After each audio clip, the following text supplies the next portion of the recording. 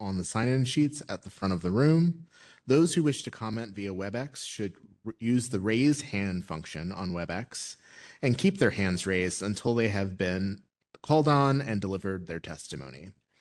Members of the public may also submit comments in writing to testimony@brooklynbp.nyc.gov for the Borough Presidents' consideration until Friday, November 21st, 2025. Please call the first item.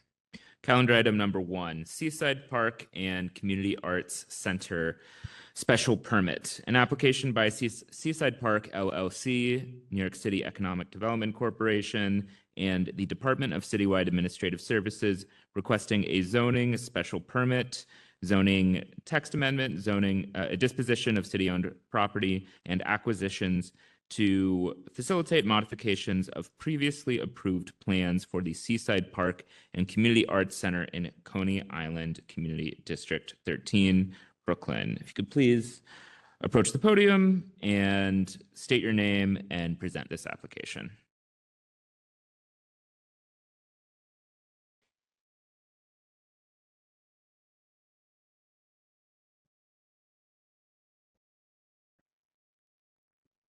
Thank you.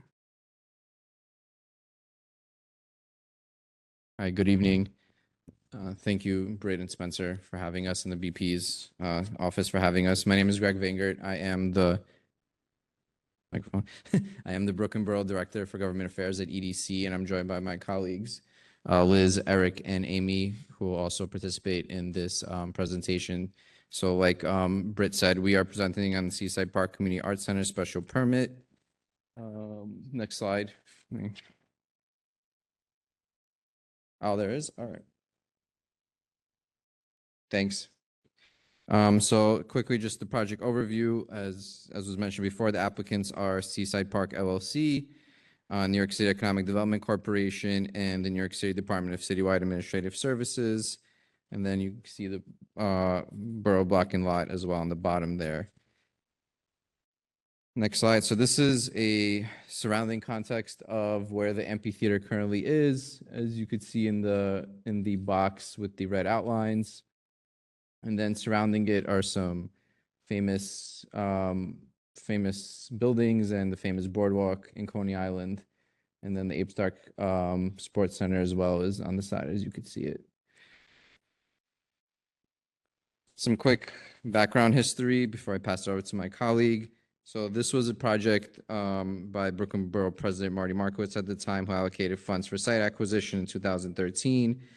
The project was intended to serve as a catalyst for continued investment in Coney Island and support the city's redevelopment goals.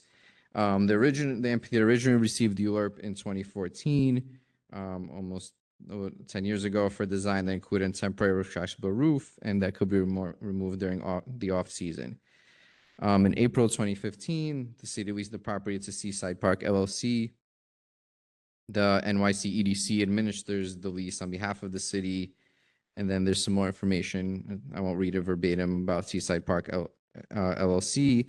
And then just wanted to mention that Coney Island USA is a not-for-profit corporation that's also part of the lease structure that was founded in 1980 and currently resides in Coney Island as well. They are known for the Coney Island Circus Sideshow, the Coney Island Museum, and other theatrical works, as well as the Mermaid Parade. And that's it for this slide. Then I will pass it over to my colleague, Amy, to talk about the proposed land use actions. Hi, my name is Amy Jin. I am on the land use team at EDC. So these are the land use actions that we're proposing for this project. The first is a zoning text amendment to section 74-182, 131-16, and 131-60 of the zoning resolution to permit an arena in excess of 2,500 seats. So we're essentially moving the special permit text for the arena from the special Coney Island District text section, which is 131, to 74, which is where all of the special permits typically live. So we're just sort of moving that text into a different section of the zoning resolution to be more aligned with all the other special permits for similar arenas. And then we're seeking a special permit for that new section, so 74-182, which allows an arena with a maximum capacity of 6,000 seats with waivers to signage, parking, and loading requirements that are included in the ULURP application. We're also seeking an acquisition by DCAS for a portion of Lot 123, which is shown in blue on the diagram. It's since been reapportioned and it's now currently Lot 126. But it is that triangle that's shown on the image there. And then we're seeking a disposition of city-owned property for everything that's outlined in orange. This disposition would be restricted to the conditions of the proposed special permit to facilitate the continued use and operation of the complex. And then we're seeking a separate disposition of city-owned property for Lot 130 and the part of Lot 123 or new Lot 126, which is the Child's Building. So as some of you may know, the Child's Building is an LPC landmark building that was restored in the last 10 years. And we want this, we're seeking this disposition of city-owned property for this facility so that we can ensure that the building is properly tenanted and programmed past the useful life of the amphitheater, as we want to see the building be continue to be maintained and used. And I'll pass it on to Liz to talk about the amphitheater and the Child's Building. Thank you. Hi, I'm Liz Eichenberger, Assistant Vice President on our asset management team, and I'm the asset manager for our Coney Island portfolio. So the Coney Island Amphitheater and Child's Building is a special purpose asset that continues to evolve to meet the needs of the community and the city as a whole. As Amy just mentioned, the amphitheater was built and the Child's Building was restored by Safehold, formerly known as iStar. DCP granted a special permit to operate the amphitheater for 10 years in 2014. Currently, the amphitheater, which is a 5,000 seat covered open air venue that's leased to Safehold and operated by Live Nation, has hosted performances by a range of artists, including Sting, Peter Gabriel, the Beach Boys, just to name a few. And then there have also been a number of community-based events, including school graduations, film screenings, the Mermaid Parade Ball, and the Pizza Zoo anniversary party. And then the adjacent Child's Building is a landmark historic building that's 56,000 square feet, including some rooftop space that is leased to Safehold, subleased to Live Nation, and then has been operated by a restaurant subtenant. Okay, so EDC will be releasing an RFP to find either an operator or a consortia of operators in the entertainment and food and beverage industries with innovative ideas for how to work together to both improve performance and better activate this asset after the current tenant's lease expires in 2026. With this RFP, our goals are to drive increased foot traffic to the western half of the boardwalk to make Coney West a destination for both locals and visitors.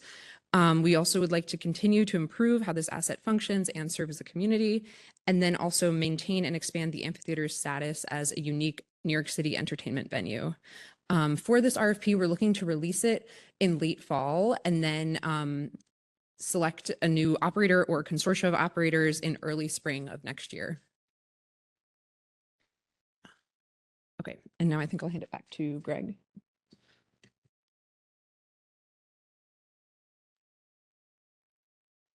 Awesome. Thanks, Liz and Amy. Yep. So just kind of like one last ending slide for us on the proposed project development.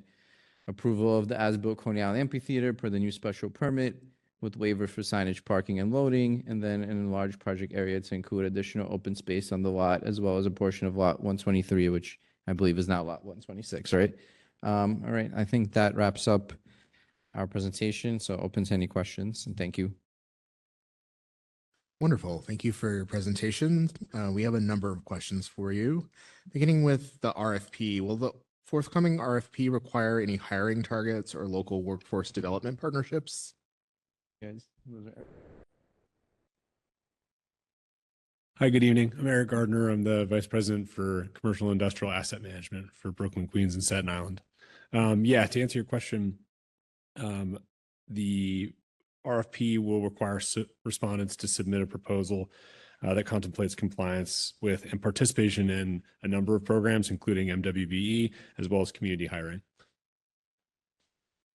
Wonderful. And have there been any considerations on potential changes to the lease of the amphitheater to potentially secure additional community benefits, such as increased off-season programming or a ticket set aside or discount program for local residents? Yeah, definitely. The EDC would like to execute a new lease that requires certain operating covenants, like the current lease that includes a certain number of free or affordable events per year. And we'll also look more favorably upon forthcoming RFP responses that holistically integrate the amphitheater, the child's building, and the open space and ensure more year-round activation. Wonderful. In addition to the RFP, will there be any future opportunities for public engagement during the process? There will be an opportunity for questions as well as an on-site tour after the release of the RFP. I'll just add as well that we've also collected a number of local arts organizations from CB13, and we have explicitly included those in the forthcoming RFP to have respondents show evidence of engagement around those organizations in the context of their response. Wonderful. One of the stated goals of the RFP is to drive increased foot traffic to the western half of Coney Island. Has EDC explored working with other stakeholders and partners to discuss transit investments, such as bus priority infrastructure that would or could facilitate more east-west traffic across Coney Island? As part of the broader Coney West development plan, which includes a significant amount of infrastructure investment, EDC is very supportive of other interagency or community efforts to increase transit options and accessibility near the asset. Thank you. And the current operator, Live Nation, has been subject to criticism for high ticket prices and monopolistic practices. Going forward, does the city have any plans to ensure affordable and transparent ticket prices at this venue? EDC is committed to finding an operator that can provide consistent, affordable entertainment for as much of the year as possible. So we anticipate responses that offer quality programming with competitive ticket price points will likely fare the best in the competitive process. And thank you. Can you speak to any additional concerns or conditions that were raised during community board review? Yes, most of the community board concerns or recommendations were around community engagement, free and affordable concerts, and accessibility for local arts organizations, and accessibility for community events like graduations, all of which we plan on addressing in the RFP.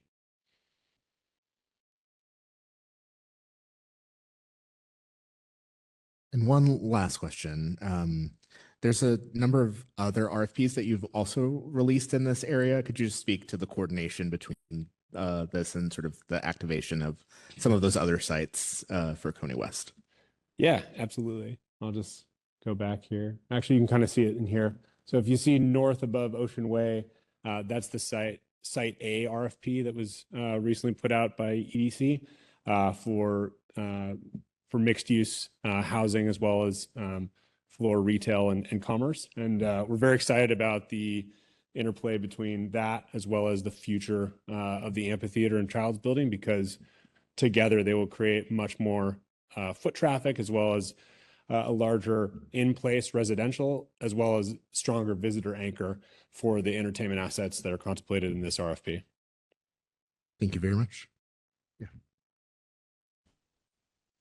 Speaking to the questions about the community board and the first question again about community benefits, our understanding is that some community members and community board members themselves may feel dissatisfied with the outcomes of the existing terms of the lease about community events. Can you speak to any notes or feedback you may have heard about that specifically during the community board process, or if there's any particular feedback or revisions that EDC has in mind based off the experience with that kind of programming so far?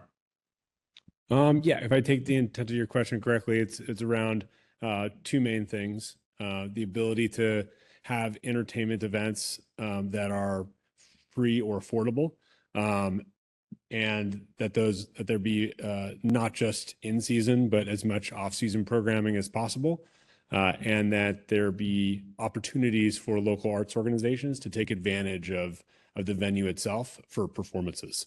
That's what we heard at the CB13 interaction and from community interaction on this more broadly. And we plan on working in stipulations around those issues through operating covenants that we anticipate being part of the final lease structure.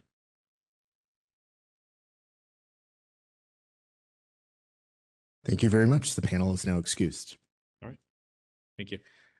We will now call for testimony on these applications for members of the public who are in attendance tonight, both in person and online. Please note that all comments are limited to 2 minutes. Thank you. So we do not currently have anyone signed up in person to provide comment. Is there anyone in attendance in person here who would also like to provide comment? Okay, hearing none, moving on to virtual. We don't have any pre-registered speakers for virtual testimony. However, if you are in attendance virtually and you would like to provide comment, if you could please raise your hand using the raise hand function on WebEx, which is located at the bottom toolbar. There is a small little hand icon next to the reaction icon. If you select that, we will call on you to provide testimony. Alternatively, you can always enter a message in the chat if you're struggling or if you are not able to navigate the raise hand function. Okay, seeing no virtual testimony online either. All right, as a reminder, you can always provide comments in writing to testimony at brooklynbp.nyc.gov. And on this item, hearing no additional comment, this item is now closed. Thank you to item 1 presenters for presenting the application. Please call the second item. Calendar item number 2, DEP Newtown Creek CSO Tunnel, a public application by the Department of Environmental Protection requesting site selections and acquisitions to facilitate a new combined sewer overflow tunnel connecting outfalls along Newtown Creek in the neighborhoods of Hunters Point, Maspeth, Greenpoint, and Williamsburg of Queens Community Districts 2 and 5 and Brooklyn Community District 1. Please state your name and present this application. Hi, yes, my name is Kate Eden. I'm with DEP's Bureau of Engineering, Design, and Construction, and I'm the project manager for this project, the Newtown Creek CSO Storage Tunnel. There we go. I'm joined today by a few of my colleagues from the Bureau of Environmental Planning and Analysis, David Lee and Terrell Estessen. So we're going to walk you through the project, give an explanation of CSOs, and then talk about the forthcoming ULURP actions. So this project is located in and around Newtown Creek. Newtown Creek is the border between Brooklyn and Queens. This project was driven by 2 major regulatory drivers. The first is that DEP entered into a consent order with New York State DEC in order to reduce CSO discharges to Newtown Creek. In order to do that, they generated long-term control plans in order to come up with the best solution for CSO reduction to each of their water bodies. And for Newtown Creek, the concluding solution was to construct a storage tunnel, which would pick up flow from the 4 largest outfalls of the creek in order to be stored during a storm and then treated after a storm. Newtown Creek is also a Superfund site, and New York City is listed as one of the 6 potentially responsible parties, also due to CSO that enters the creek. What is CSO? When we say the word CSO, combined sewer overflow. So New York City has a majority combined sewer system, meaning that our stormwater and our wastewater go into the same system. And when it rains, that system can get overwhelmed and it can overflow into our receiving water bodies. So the solution for Newtown Creek was to construct, as I mentioned, a tunnel. This is a 3-mile long tunnel with a 50 million gallon storage capacity. You can see the alignment of the tunnel here shown as a yellow line. It roughly follows the creek. We're picking up from 4 major outfalls. These are located at each of the ends of the branches of the creek. It will pick up flow from those outfalls that would have overflown into the creek. It will divert them into the tunnel. The tunnel will then flow to a new tunnel dewatering pump station located adjacent to the Newtown Creek wastewater resource recovery facility, where it will be pumped out and treated at the plant. We're currently in design and we have a consent order milestone to complete construction by the end of 2040. So this is an overview of all the components of the system. It's a little busy, but I can walk you through it a little bit. So at the end of each of the branches of the creek, there's an existing outfall. At that outfall, we'll be reconstructing the outfall to include a diversion chamber or diversion structure. This will divert the flow to a conduit, which will send it to a new drop shaft. And that drop shaft will be constructed to then send the flow down into a tunnel, and the tunnel, the flow within the tunnel will flow down to the pump station, which is shown here. It's sort of an orange box where it will be pumped out and sent via a new conduit to the plant for treatment. So I'm now going to pass it over to my colleague, David Lee.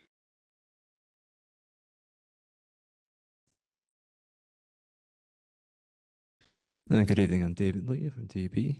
So this slide is speaking to the proposed land use actions. The proposed project, so this will involve a combination of 2 actions.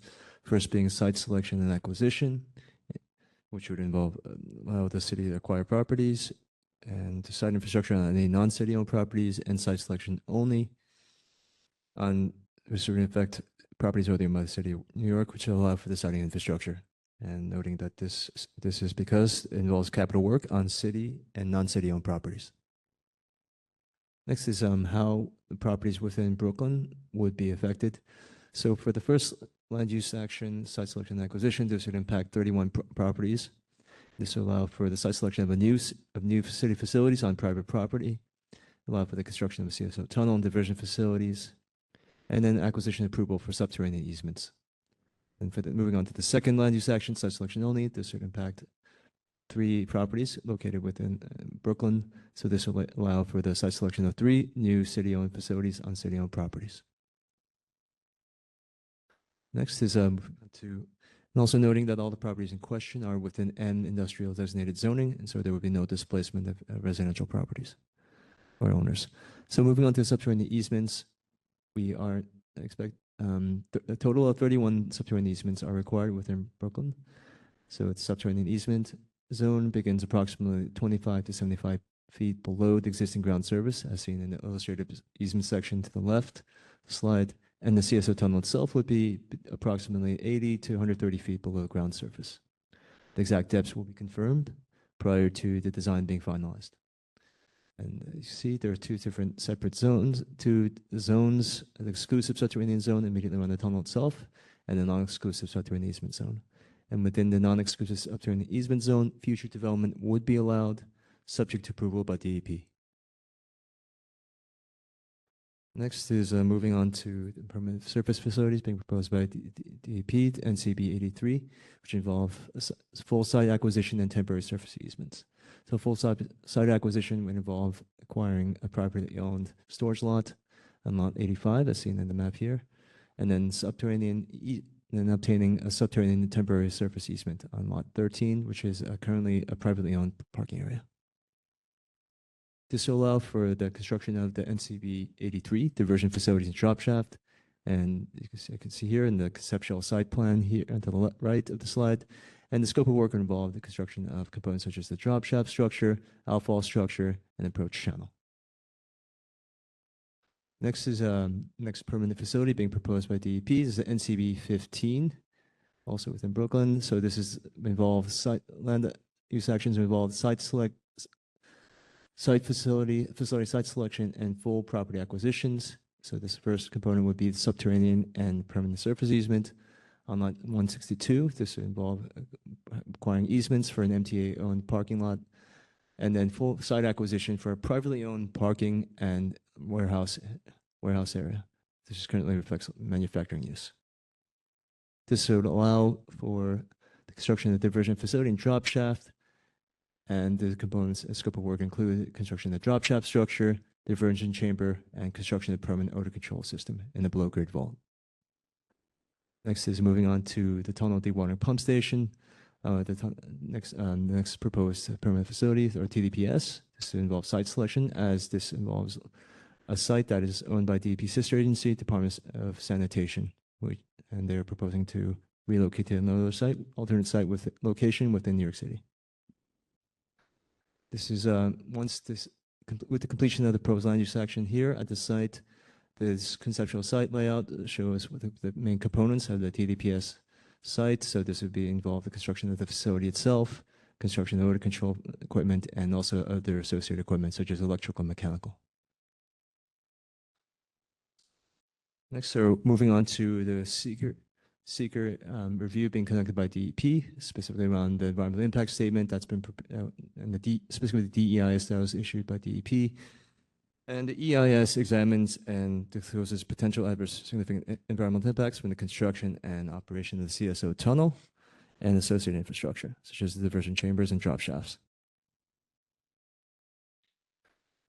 According to the draft EIS, the DEI findings, we found that potential significant adverse impacts are anticipated for traffic and noise during construction activities, as highlighted in blue on the slide here.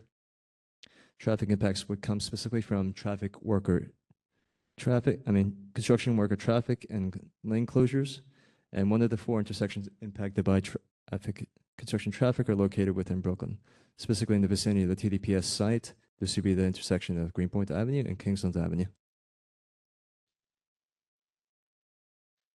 However, the operation of the proposed project would generate minimal travel activities and no disruptions to the surrounding transportation network.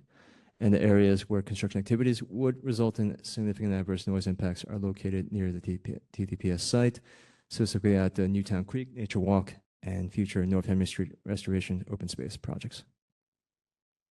Slides is this overview of the ULURP process and this project was certified to ULURP on September 15th and is currently in the community board review phase, and this lists the major milestones here. So first one, list the key milestones, and they include moving into next year in February 2026. DEP anticipates that our final environmental impact statement, FEIS, will be completed and issued, and that moving to April of next year, we anticipate the ULURP process will be completed for this project. Then this slide providing an overview of where we are in terms of the ULURP process. So we are currently, as mentioned, in the community board phase. This will move on to which will end on November 24th. And those will be followed by the Queens and Brooklyn Borough Presidents Review, moving from this month to December, and then preceded by the following steps, such as the CPC review and issuance of the FEIS and the City Council review. And then this is a sort of bird's eye view showing the overall land acquisition property construction schedule for the proposed project. So first step would be ULURP, which are in the middle right now, and then that'd be followed by land acquisition, which will fall from roughly second quarter or third quarter of 2020 of next year to end of 2028, and then this would be partly overlap with the first phase, construction package for the construction activities. So this CP1 that would start roughly in the second quarter of 2028, and then be followed by the second construction package, and then this, as you can see here, with the completion of the third and final construction package focused on the tunnel dewatering pump station. This will last till the end of 2040. And that concludes DEP's presentation for tonight. Please let us know if you have any questions or comments. Thank you very much.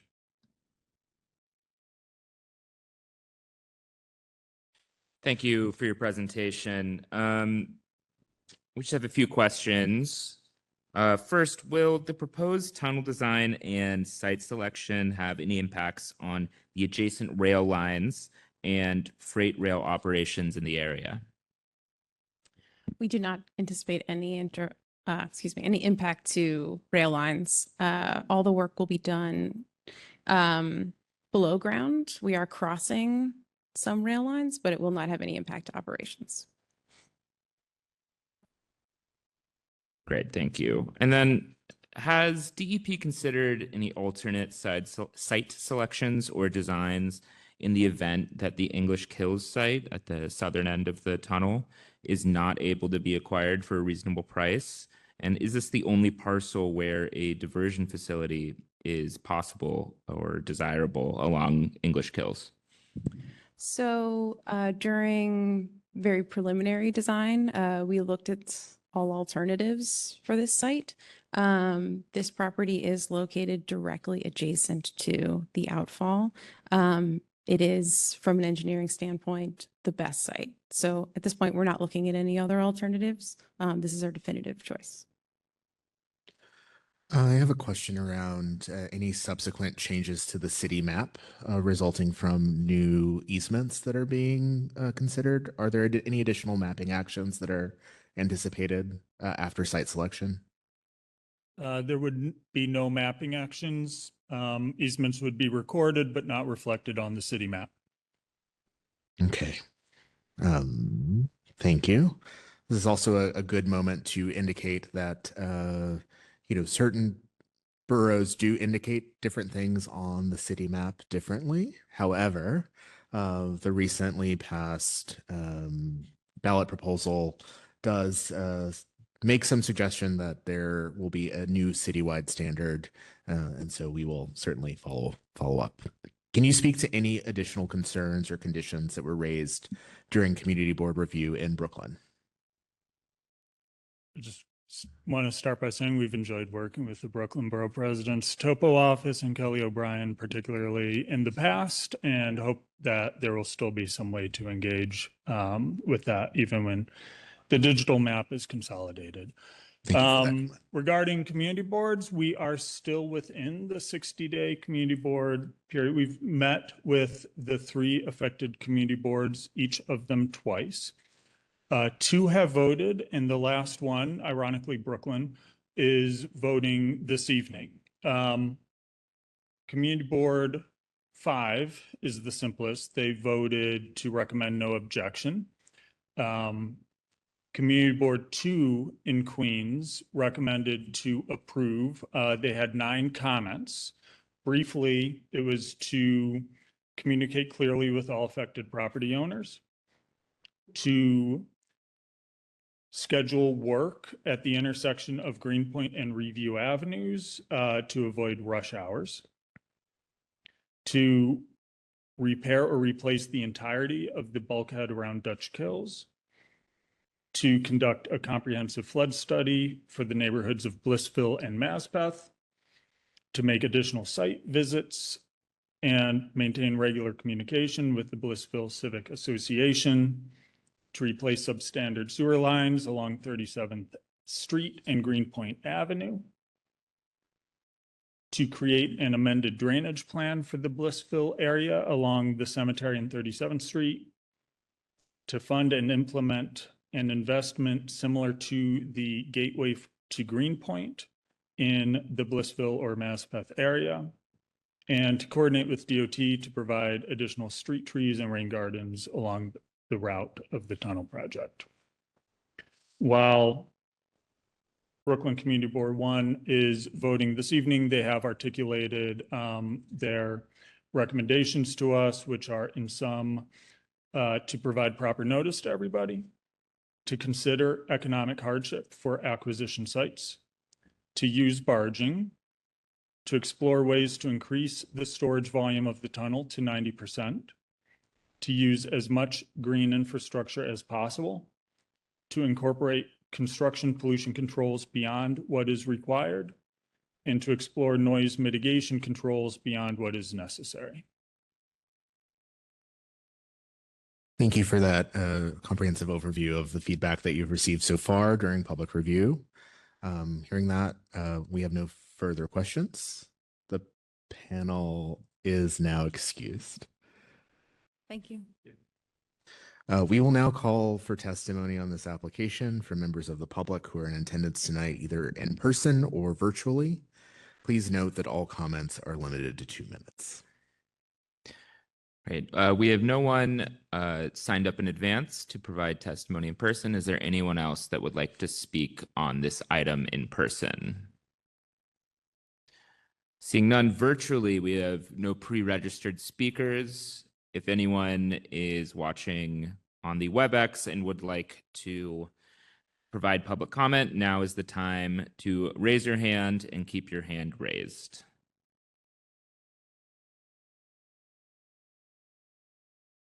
All right, we have no virtual testimony as well.